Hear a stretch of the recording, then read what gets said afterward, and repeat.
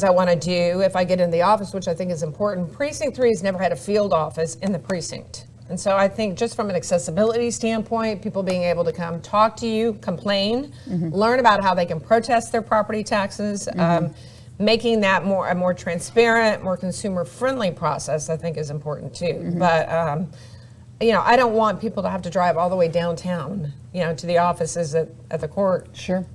Park.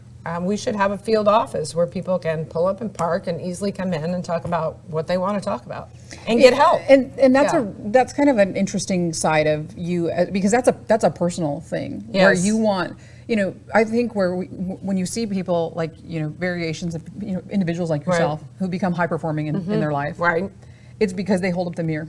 Yeah. And sometimes that mirror isn't pretty. Sometimes it's ugly. Yeah, sometimes it is. Right? Yes. But you have to get really good at looking inside. And when you're running a business and you've got multiple people putting bread on the table of multiple people, you have to make quicker decisions that say, okay, is this working or is it not? Yeah, exactly. And we're either going to cut it off in the head. Yeah. Or we're going to retool real quick and measure and assess our results. Right. And then we're going to go in with a different approach. Right. And sometimes, to your point, those quick decisions that are made are very difficult decisions. Whether you're having to reduce overhead, whether, in my situation, whether you've lost a client and you feel like, okay, we got to cut back somewhere, but we got to do it immediately for the greater good for the whole of the organization. Or if we have a new client that comes on, it's like, well, do we add that extra overhead? I'm not sure I want to do that yet. But then again, I've got to satisfy the client. And so you're making difficult decisions on a daily basis. And to your point, I go to bed every night and I don't forget the fact that I have some 20 odd people that are relying upon me, to put food on the table. And so it's stressful, I will tell you, but it's the only life I've known. And so I get exhilarated by it. And so, multitasking, and people are like, I don't know how you do it. You're like the Energizer Bunny.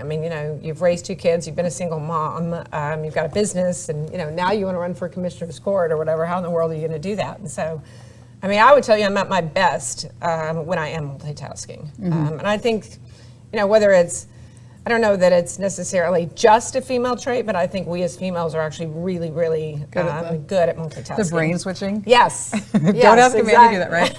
And I think so. I think you do have this surge of women that are stepping in, and I think it's because CEOs and which are typically dominated by men, right? Right. I think they are starting to recognize that we do bring a different variable, and that's the ability to do multiple things. If you look at just your children, you have two children.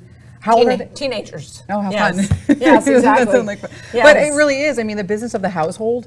Oh, yeah. You're managing the household, too, as well as 2 very busy schedules because my kids are busy. They play sports, and, I'm on them about homework and grades. And, my son is a graduating senior, and so he's going to college. And so we're looking at college application process and where he's going to go to school. And, I feel like I've always had very high expectations for my kids, and they understand that. Sure. Yeah. Because at the end of the day, it's our job, I would tell you, especially as a fiscal conservative or Republican, we want our kids to be independent. We want our kids to be capitalists. And have a better life than we did. Tax-paying citizens of society. And that's our job, to prepare them for that. Yeah.